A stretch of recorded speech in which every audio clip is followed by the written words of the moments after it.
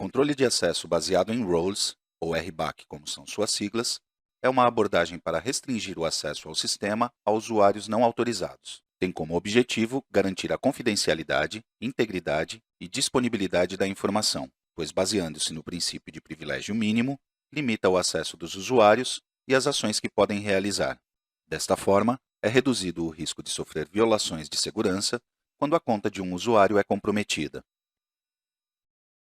Dentro de uma organização, são criadas roles para diversas funções. As permissões para realizar certas operações são atribuídas a roles específicas. Aos usuários, são atribuídas roles particulares e, através dessas atribuições de roles, adquirem as permissões para realizar funções específicas do sistema de computador. Dado que aos usuários não são atribuídas permissões diretamente, pois só as adquirem através de sua role ou roles, a administração dos direitos de usuário individuais torna-se uma questão de simplesmente atribuir as roles apropriadas à conta do usuário. Isto simplifica operações comuns, como adicionar um usuário ou alterar o departamento de um usuário. Dentro dos elementos destacados do RBAC, em primeiro lugar, temos as roles. Uma role é uma função ou cargo dentro de uma organização com alguma semântica associada em relação à autoridade e responsabilidade conferida a um membro da função. É visto corretamente como uma construção semântica em torno da qual é formulada a política de controle de acesso. A coleção particular de usuários e permissões reunidas por uma role é transitória, mas a role é mais estável porque as atividades ou funções de uma organização tendem a mudar com menos frequência. Com RBAC, é possível predefinir as relações entre roles e permissões, o que simplifica a atribuição de usuários às roles predefinidas. Muitas vezes costumam ser misturados os conceitos de grupos e roles. Uma diferença importante entre a maioria das implementações de grupos e o conceito de roles é que os grupos normalmente são tratados como uma coleção de usuários e não como uma coleção de permissões. Os grupos de usuários como unidade de controle de acesso são fornecidos comumente em muitos sistemas de controle de acesso. Por outro lado, as roles são tanto uma coleção de usuários por um lado, quanto uma coleção de permissões por outro.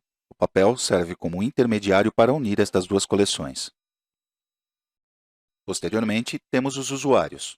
No modelo do RBAC, os usuários são seres humanos. O conceito deles pode ser generalizado para incluir agentes autônomos inteligentes como robôs, computadores ou mesmo redes de computadores.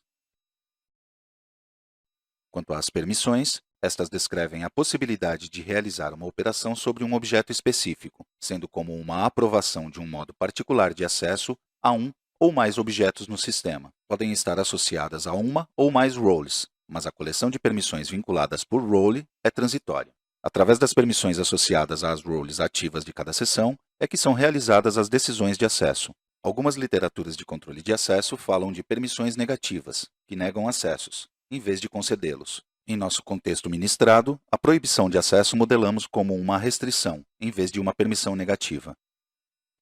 Finalmente, e no último ponto estão as sessões, que realizam o mapeamento entre os usuários e suas roles ativas. Em relação aos usuários e às sessões, um pode ter mais de uma sessão estabelecida de forma simultânea. Cada usuário estabelece uma sessão durante a qual ativa algum subconjunto de roles para as quais está autorizado. O estado das sessões do sistema está dividido em duas partes. A primeira é um conjunto de identificadores válidos do tipo session. A segunda parte é uma função que mapeia cada sessão com o usuário dono dela e o conjunto de suas roles ativas. Para compreender as diversas dimensões de RBAC, neste é definida uma família de 4 modelos conceituais. Em primeiro lugar está RBAC 0, o modelo base localizado na parte inferior, que indica que é o requisito mínimo para qualquer sistema que pretenda suportar RBAC. Um patamar acima estão RBAC 1 e RBAC 2, que incluem o RBAC 0, mas adicionam características a ele. RBAC 1 adiciona o conceito de hierarquias de roles, que são situações em que as roles podem herdar permissões de outras roles. RBAC 2 adiciona restrições, que impõem restrições para as configurações aceitáveis dos diferentes componentes de RBAC. RBAC 1 e RBAC 2 são incomparáveis entre si. Finalmente, no último patamar temos RBAC 3, que inclui RBAC 1 e RBAC 2 e, por transitividade, RBAC 0. Estes modelos buscam ser pontos de referência para a comparação com sistemas e modelos utilizados por outros pesquisadores e desenvolvedores. Também podem servir como guia para o desenvolvimento de produtos e sua avaliação por parte de possíveis clientes. No modelo base, estão os 4 conjuntos de entidades mencionados anteriormente: usuários, roles, permissões e sessões. Conforme visto no diagrama, um usuário pode ser membro de muitas roles e uma role pode ter muitos usuários. De forma similar, uma role pode ter muitas permissões e a mesma permissão pode ser atribuída a muitas roles. A chave de RBAC reside nestas duas relações. Finalmente, uma sessão pode ser composta por um usuário e muitas roles.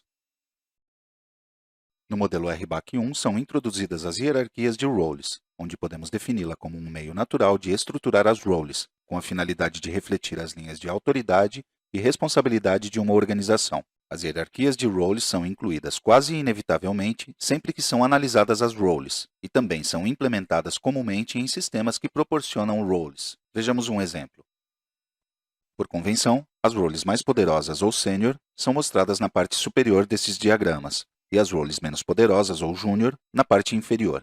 Na figura a role mais subordinada é a de prestador de cuidados de saúde. O papel do médico é superior ao do prestador de cuidados de saúde e, portanto, herda todas as permissões dele. A função de médico pode ter permissões próprias, além daquelas herdadas da função de prestador de cuidados de saúde. Como a herança de permissões é transitiva, a role de médico de atenção primária herda as permissões das roles de médico e prestador de cuidados de saúde. Tanto o médico de atenção primária como o médico especialista herdam as permissões da role médico, mas cada um deles terá atribuídas permissões diferentes diretamente. Por outro lado, na figura B é ilustrada também a herança, mas desta vez fazendo referência à herança múltipla de permissões, onde a role de engenheiro supervisor herda tanto da role de engenheiro de hardware como da de software. O modelo RBAC2 introduz o conceito de restrições. Não muda em relação a RBAC 0, exceto que exige que haja um conjunto de restrições que determinem se os valores de vários componentes de RBAC 0 são aceitáveis ou não. Somente serão permitidos valores aceitáveis. As restrições são um aspecto importante de RBAC, e às vezes se argumenta que são a principal motivação para o controle de acesso, pois são um mecanismo poderoso para desenhar políticas organizacionais de alto nível. Uma vez que certas roles são declaradas mutuamente excludentes, não é necessário se preocupar tanto pela atribuição de roles a usuários individuais. Esta última atividade pode ser delegada e descentralizada sem medo de comprometer os objetivos gerais da política da organização. Podemos mencionar alguns tipos de exemplos de restrições. Uma poderia ser a exclusão mútua, onde uma restrição poderia ser que seja possível atribuir ou ativar apenas uma role do conjunto. Este tipo de restrições pode ser utilizado para fazer cumprir a separação de funções. Outro tipo pode ser as pré-condições, onde uma restrição de exemplo poderia ser que seja possível atribuir uma role a um usuário somente se ele tiver alguma outra role de condição prévia. Neste caso, elas podem ser utilizadas para fazer cumprir o princípio de privilégio mínimo. Finalmente, temos cardinalidade, onde é possível ter restrições de exemplo como o máximo de usuários aos quais podem ser atribuídas uma role. Funções máximas que qualquer usuário pode possuir, possivelmente em uma sessão. Máximo de roles que têm uma determinada permissão, entre outras.